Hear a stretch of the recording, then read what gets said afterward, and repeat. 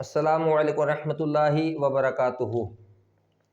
YouTube channel کے ناظرین، آپ کی خدمت میں عرض ہے کہ اس یوٹیوب چینل کے زیادہ سے زیادہ سبسکرائب اور لائک اور شیئر کیجیے۔ اور آج ہماری پوڈ کاسٹ کے مہمان ہیں قادری مسجد کے سابقہ امام قاری اعجاز علی حسینی صاحب، اور جماعت اہل سنت ختم نبوت فورم علماء کونسل کے ایک ممبر بھی ہیں۔ اور الحمدللہ رب العالمین، قاری صاحب ہمارے علماء امام صاحب دعوت اسلامی سے بہت محبت کرتے ہیں اور دعوت اسلامی کے پلیٹ فارم سے بچوں کو قرآن و حدیث کی تعلیم بھی دیتے ہیں۔ آئیے ہم آپ سے اب ان کا تعارف کرواتے ہیں۔ السلام علیکم ورحمۃ اللہ وبرکاتہ۔ وعلیکم السلام ورحمۃ اللہ وبرکاتہ۔ امام صاحب کیسے ہیں آپ؟ الحمدللہ، خیریت سے ہیں آپ؟ اللہ کا شکر۔ امام صاحب کچھ آپ سے سوال کرنے تھے، تو آج ہم نے آپ کو دعوت دی تھی اپنی پوڈ کاسٹ کے سلسلے میں، تو آپ تیار ہیں ہمارے سوال کے جواب دینے کے لیے؟ انشاءاللہ۔ امام صاحب، آپ کا تعلیمی سفر کب اور کیسے شروع ہوا؟ برائے کرم کچھ جواب ارشاد فرما دیجیے۔ بسم اللہ الرحمن الرحیم۔ سب سے پہلے تو رضوان بھائی آپ کا میں شکر ادا کرتا ہوں کہ آپ نے ناچیز کو اپنے اس چینل سے جو ابھی آپ نے آغاز کیا ہے، جی، اور آج دوسرا ہی انٹرویو میرا ہے، الحمدللہ، اللہ تعالیٰ آپ کو کامیابیاں عطا فرمائے، آمین۔ اور اللہ کی رضا کے لیے آپ نے جو کام شروع کیا ہے، اس وقت کافی جگہوں پر یہ کام ہو رہے ہیں، لیکن ظاہر ہے کہ جس طرح برائی پھیل رہی ہے، بے حیائی پھیل رہی ہے اسی یوٹیوب کے ذریعے، تو وہاں آپ نے یہ فیصلہ کیا کہ دین متین کی خدمت اور بالخصوص علماء کے اس طرح انٹرویو لے کے دین کی خدمت کو آگے بڑھایا جائے۔ انشاءاللہ، اللہ تعالیٰ آپ کی عیسائی کو قبول فرما۔ آمین۔ مجھے جو یاد پڑتا ہے، اور میں اپنے ذہن کے اعتبار سے اگر صحیح ہوں تو تقریباً 98 سے جو ہے وہ ہماری تعلیم کا آغاز ہوا تھا۔ 1992 میں میرے والد صاحب انتقال کر گئے تھے، تو اس کے بعد سے میرے ماموں خطیب اہل سنت حضرت علامہ خلیل چشتی صاحب نے ہی میری تربیت کی، اور پھر وہ مجھے ادارہ معارف قرآن جو کہ آج بھی کشمیر کالونی میں قائم ہے، وہاں مجھے لے گئے تھے۔ تو سمجھ لیں کہ 98 کے آخر میں تقریباً جو ہے وہ میری تعلیم کا آغاز ہوا، یعنی ناظرہ قرآن اس وقت تھوڑا بہت پڑھ کے اور حفظ قرآن کی طرف بڑھے۔ پھر الحمدللہ 99 میں ہی میں نے حفظ قرآن کر لیا تھا، اور پھر اس کے بعد یعنی اسی مدرسے میں تجوید بھی پڑھی، قرات 2 سالہ کورس کیا، اور پھر اسی طرح جو ہے وہ آگے عالم کورس کیا۔ الحمدللہ شہادت العالمیہ تک میں پڑھا ہوا ہوں، دور حدیث تک میں نے پڑھا ہے، ماشاءاللہ، اور تنظیم المدارس سے میں باقاعدہ فارغ التحصیل ہوں۔ الحمدللہ یہ ایک تعلیمی میرا سفر کا رہا۔ علامہ صاحب کا کراچی کیسے آنا ہوا؟ اصل میں کراچی سے ہمارا شروع سے تعلق، کراچی میں ہی پیدائش، ویسے تو ہمارا تعلق ہزارہ برادری سے ہے، جی، لیکن کراچی میں ہم شروع سے کراچی میں رہے ہیں، ہمارے والد صاحب بھی، والدہ وغیرہ بھی سب یہیں رہے تھے۔ تو آپ کا تعلق کون سی زبان سے ہے؟ میرا تعلق جو ہے وہ ہزارہ سے ہے، ہند کو زبان۔ ان کو زبان سے۔ اچھا علامہ صاحب، آپ کے پاس کیا کیا اعزازات ہیں؟ کیا خلافتیں بھی ملی آپ کو؟ کس؟ جی الحمدللہ، میں نے جیسے ابھی آپ سے عرض کی کہ تنظیم المدارس اہل سنت پاکستان سے میں نے شہادت عالمیہ، یعنی جس کو ایم اے اسلامیات کی ڈگری ہے، وہ بھی کی ہوئی ہے، اور اس کے علاوہ حفظ بھی میں نے کیا ہوا ہے، تجوید کی سندیں بھی میرے پاس موجود ہیں، اور اس کے علاوہ جب ہم پڑھتے ہیں تو اساتذہ کی طرف سے کچھ اعزازات دیے جاتے ہیں، جس کو سند احادیث اجازت کہا جاتا ہے۔ وہ یہ ہوتا ہے کہ آپ کو حدیث پڑھانے کی اجازت ہے، وہ بھی الحمدللہ میرے پاس 2 موجود ہیں۔ ماشاءاللہ، حضرت علامہ مہرداد سلطانی ہمارے استاد صاحب تھے جو وصال فرما گئے، انہوں نے باقاعدہ اپنے ہاتھ سے مجھے لکھ کے دی تھی وہ۔ اور اس وقت آپ کے ملک شام دمشق میں ایک بزرگ ہیں، شہزادہ غوث الورا ہے، حضور غوث پاک کی اولاد سے ہیں، ان کا نام عبدالعزیز خطیب جو ہے وہ ہے، انہوں نے بھی مجھے الحمدللہ اعزاز یہ عطا فرمایا ہے۔ ماشاءاللہ۔ اور جہاں تک آپ نے خلافت کی بات کی ہے، یعنی وہ جو میں ملک شام کے بزرگوں کی بات کروں، غوث پاک کی، انہوں نے مجھے حدیث سے سند اجازت بھی عطا فرمائی۔ اور خلافت جو ہے وہ آج آپ پوچھ رہے ہیں، تو میں نے کسی کو بتائی نہیں تھی، یہ بات راز میں ہی تھی، لیکن مجھے بھی قادریہ سلسلے سے الحمدللہ، ماشاءاللہ، اور حضور مفتی اعظم ہند مولانا مصطفیٰ رضا خان صاحب کے جو ہے خلیفہ ہیں حضرت علامہ حسن میلسی، جو کہ اس وقت لاہور میں ہیں۔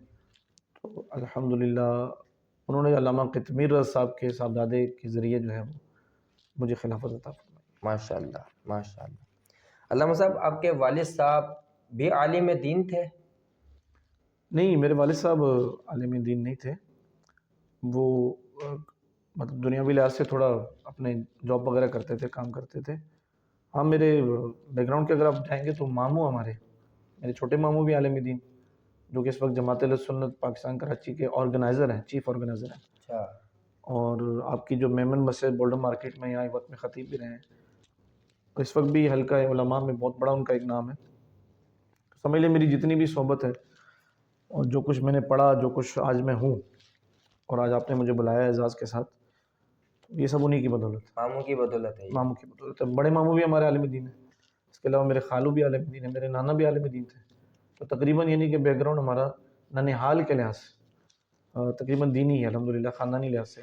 آپ کے ماموں کی طرف سے آپ کو یہ دینی ماحول نصیب ہوا، ترغیبات انہوں نے دی آپ کو، تو کیا ماں باپ نے کبھی اعتراض نہیں کیا؟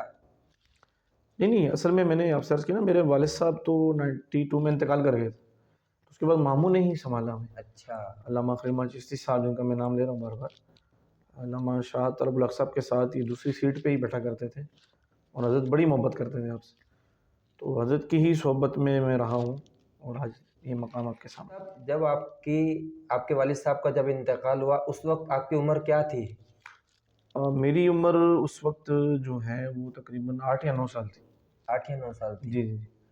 تو اس وقت آپ کو یہ دینی ماحول نصیب ہوا ماموں کی وجہ سے جی، کہ آپ کھیل کود میں دنیاوی طرف نہیں جا رہے تھے؟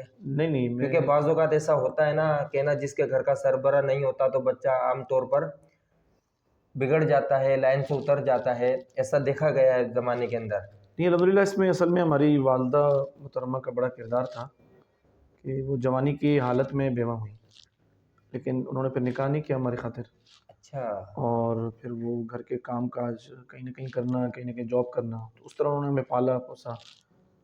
تو اس وقت کے لحاظ سے یعنی یہ تھا کہ یعنی کہ جب چھوٹے تھے تو چھوٹے سے بڑے ہو گئے، جب ذمہ داری بڑھ گئی، کیونکہ میں بڑا بھائی ہوں اپنے بھائیوں میں، مجھ سے 2 بہنیں اوپر تھیں، ایک انتقال کر چکی ہیں، اور 3 بھائی مجھ سے چھوٹے۔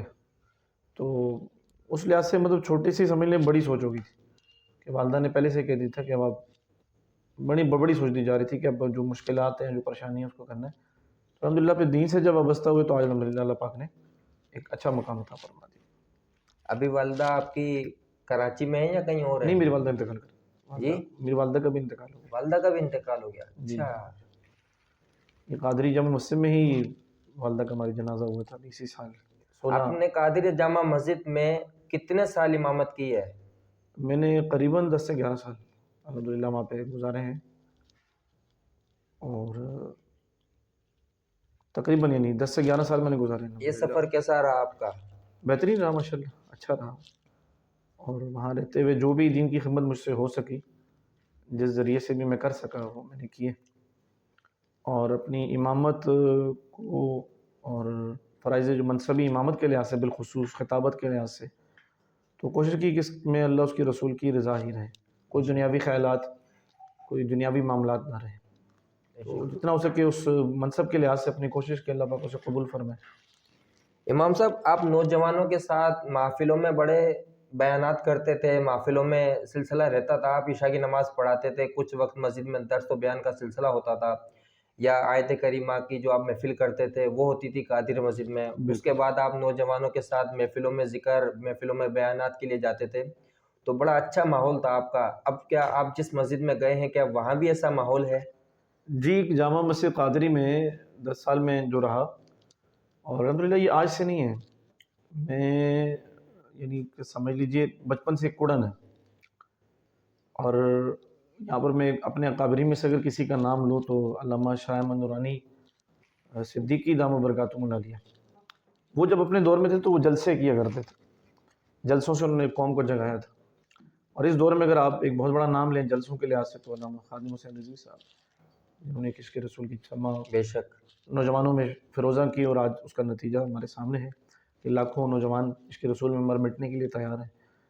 تو یہی مقصد تھا محفلیں میری کرنے کا بھی، کہ دین کا کام اس ذریعے سے بھی کیا جائے. جہاں مدرسوں کے ذریعے کام ہو رہا ہے اور انہیں بیان سننا بھی اچھا لگتا ہے، انہیں نعت خوانی بھی اچھی لگتی ہے، بے شک. تو بیسک مقصد یاد رکھیے گا کوئی اپنے آپ کو بڑھانا نہیں تھا.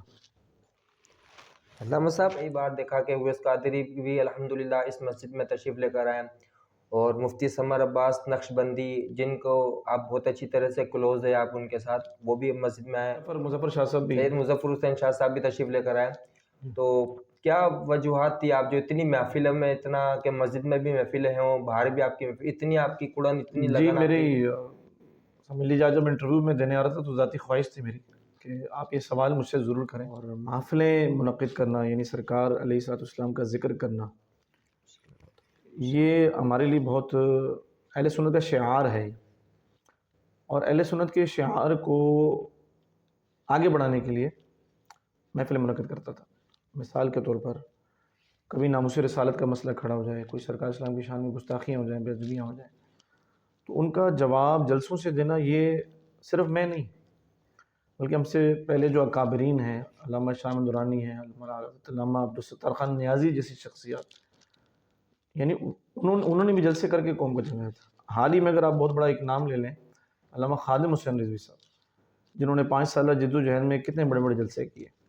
تو میں بھی انہی اکابرین کی سنت پہ چلتا تھا، طریقے پر چلتا تھا کہ عوام کو اس ذریعے سے بھی جگایا جا سکتا ہے. آپ نے شخصیات کے نام لیے، تو شخصیات کو بلانے کا مقصد بھی یہی تھا. علامہ سمر عباس صاحب قادری اتاری وہ تشریف لائے، مسجد میں تشریف لائے، روڈ پر بھی ہم نے لے کر آئے. ہاں. حضرت علامہ سید عبدالحق شاہ صاحب دامن برکاتہم العالیہ، مرد مومن مرد حضرت علامہ شاہ رب صاحب کے صاحبزادے ہیں، آپ تشریف لائے. علامہ سید مظفر حسین شاہ صاحب جو ہیں وہ تشریف لائے. تو اس کے پیچھے مقصد یہ تھا کہ نوجوان دین سے جڑیں.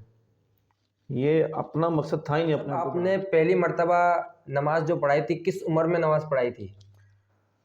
میں نے پہلی مرتبہ صحیح وثوق سے تو شاید میں نہ بتا سکوں، لیکن میرے خیال سے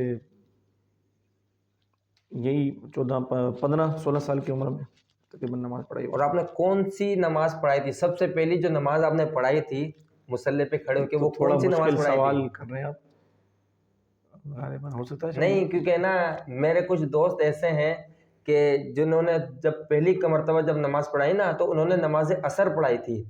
تو ہم نے اس سے پوچھا کہ آپ نے نماز عصر کیوں پڑھائی؟ بولا قاری صاحب نے نماز عصر کا اس لیے ہمیں حکم دیا تھا کہ نماز عصر میں قرات نہیں کرنی پڑتی، تو پھر نا گھبراہٹ اتنی نہیں ہوتی، تو اس لیے میں نے آپ سے یہ سوال کیا. جہاں تک مجھے یاد ہے تو میں نے پہلی نماز مغرب کی پڑھائی تھی، قرات والی نماز پڑھائی تھی. سوال کرنا چاہ رہا ہوں علامہ صاحب سے کہ علامہ صاحب دعوت اسلامی کا ایک شعبہ ہے FGRF، جو دین کے ساتھ ساتھ ایک فلاحی کام بھی کر رہا ہے اور امت کی خیر خواہی کے حوالے سے بہت مدد کر رہا ہے. جیسے بھی کہ سیلاب زدگان جو ہوا تھا پاکستان میں، سندھ بھر میں، تو ان کے حوالے سے کھانا، راشن، مکانات کا سلسلہ جاری کیا. پھر ابھی ترکی ملک میں زلزلہ آیا تو اس کے حوالے سے بھی اس FGRF کے سلسلے نے، شعبے نے بہت کام کیا. اس کے بارے میں آپ کا کیا تاثرات ہے، کیا آپ کی جذبات ہے؟ دیکھیں جی، دعوت اسلامی ہماری اپنی تنظیم ہے اہل سنت کی، اور ایک ایسی تنظیم ہے کہ جو کام وقت کا مجدد کرتا ہے وہ کام کر رہی ہے. الحمدللہ رب العالمین. اور اس جیسا کام شاید اب اس زمانے میں جو موجودہ زمانہ ہے کوئی کر سکے، شاید اس طرح میرے اہل سنت سیدی نے جو ہے وہ یہ بیڑا اٹھایا دین کی خدمت کا، اور آج لاکھوں نوجوان اور شعبہ جات ماشاءاللہ سے اس طرح خدمت کر رہے ہیں. بہت بڑا بہتر کام کر رہی ہے. اور یہ تو ادارہ ایک ایسا سامنے آیا ہے کہ اس وقت ملک شام میں، ترکیہ میں مسئلہ بنا تو وہاں بھی پہنچ گئے. اللہ پاک اس ادارے کو کامیاب کرے. سننے کو ایک بات ملتی ہے اور دیکھا گیا ہے کہ نا جو مؤذن ہوتے ہیں اور امام صاحب ہوتے ہیں یا جو بھی اس طریقے کی فیلڈ کے ہوتے ہیں، ان کی اتنی تنخواہیں نہیں ہوتی. تو آپ کا ان کے بارے میں کیا تاثرات ہے؟ کتنی تنخواہ ہونی چاہیے آپ کے حساب سے؟ بسم اللہ الرحمن الرحیم. اصل میں اس کا میں جواب یوں دینا چاہوں گا. اس حوالے سے سیدنا صدیق اکبر رضی اللہ عنہ کی آپ کو ایک بات سنانا چاہوں گا کہ جب ان کی معاملات پورے نہیں ہو رہے تھے اور بیت المال سے جب ان کی تنخواہ لگائی گئی تھی اس میں ان کا سلسلہ پورا نہیں ہو رہا تھا، تو انہوں نے باقاعدہ پھر خط لکھا تھا کہ میری تنخواہ بڑھائی جائے جس میں میرا گزر بسر ہو سکے۔ تو اس سے پتہ یہ چل رہا ہے اس روایت سے کہ انتظامیہ سے تنخواہ کی بات کرنا یا تنخواہ بڑھانے کی بات کرنا یہ سیدنا صدیق اکبر رضی اللہ عنہ کی سنت مبارکہ ہے۔ تو موجودہ وقت کے لحاظ سے دیکھنا چاہیے کہ جو سنبھالنے والے ہیں مسجد والے، بالخصوص اس کو پیار محبت سے میں کہنا چاہوں گا، کیا جو وہ امام کو تنخواہ دیتے ہیں اس میں ان کا اپنا گزارا ہوتا ہے؟ یہ سوال جیسی مہنگائی چل رہی ہے، جی یعنی جتنی تنخواہ امام کو دی جا رہی ہے کیا ان کا اپنا گزارا اس میں ہوتا ہے؟ مثال اگر ایک امام کو 20,000 دیے جا رہے ہیں مثال کے طور پر، تو کیا 20,000 میں اب جو انتظامیہ ہے جو چلانے والے ہیں کیا ان کا گزارا ہو رہا ہے؟ اگر امام کو مثال 30 بھی دی جا رہی ہے تو کیا اس 30 میں ان کا گزارا ہو رہا ہے؟ خود دیکھیں کہ میرا گھر 30,000 میں بس چلتا ہی نہیں چلتا تو بس اسی سے وہ سمجھ جائیں۔ اس کا مقصد ہے کہ وہ جو ان کے اس میں آ رہا ہے اس امام کو وہ سنبھال رہے ہیں، مؤذن کو تنخواہیں وہ دے رہے ہیں، اس کا مطلب وہ کبھی نہیں چل رہا ہوگا۔ یہ ایک پوائنٹ اگر ہم سمجھ جائیں اور اس کو دل سے سمجھ جائیں تو میں سمجھتا ہوں کہ بہت سارے مسئلوں کا حل نکل آ جائے گا۔ اور ویسے بھی سر میں اتنا کہنا چاہوں گا کہ تھوڑے میں بھی اللہ پاک برکت ڈال دیتا ہے، الحمدللہ، بے شک۔ اور برکت ڈالنے والی ذات وہ ہے، الحمدللہ بہتر ہی ہے۔ اچھا علامہ صاحب، آپ کو جیسے کسی نے محفل کی دعوت دی تو آپ لفافے کی بھی ڈیمانڈ کرتے ہیں کیا؟ نہیں، میں نے آج تک کوئی ڈیمانڈ نہیں کی۔ ویسے ملتا ہے لفافہ؟ کوئی محبت سے پیش کر دیں تو حضرت علی کا فرمان ہے کہ منع نہ کرو، جمع بھی نہ کرو، طمع بھی نہ کرو۔ تو کوئی محبت سے دیتا ہے تو بالکل اسے قبول بھی کرتے ہیں تحفتاً۔ لیکن آج تک الحمدللہ میں قادری جامع مسجد میں 10 سال رہا اور مجھے کہیں بھی بلایا گیا ہے، کبھی بھی میں نے کوئی ڈیمانڈ نہیں آج تک نہیں کی اور نہ کریں۔ ویسے اصولاً ایک میں ذاتی طور پر اگر دل کی بات کہوں تو کوئی اگر کسی عالم کو دعوت دے تو دینا چاہیے، جی دینا چاہیے۔ نہیں، اس حوالے سے میں آپ کے اگر علم میں اضافہ کروں، سیدی اعلیٰ حضرت نے اس بات کو لکھا اپنے فتاویٰ میں کہ امام ڈیمانڈ کر بھی سکتا ہے، عالم دین ڈیمانڈ کر بھی سکتا ہے، اچھا، علماء یہ اجازت ہے، نعت خواں کو اجازت نہیں ہے۔ ٹھیک ہے جی، نعت خواں اگر اپنا کوئی ٹائم مقرر کرنا چاہ رہا ہے، اس کی اجارہ کرنا چاہ رہا ہے تو بات الگ ہے، لیکن عالم دین کو اجازت ہے کہ وہ کہہ سکتا ہے کہ میں اتنا لوں گا، میں آ کے بیان کروں گا۔ وجہ کیا ہے؟ وجہ یہ کہ اگر نعت خواں نعت خوانی نہ کرے دین کو نقصان نہیں ہے، لیکن اگر ایک عالم دین بیان نہیں کرے گا تو دین کو نقصان ہے۔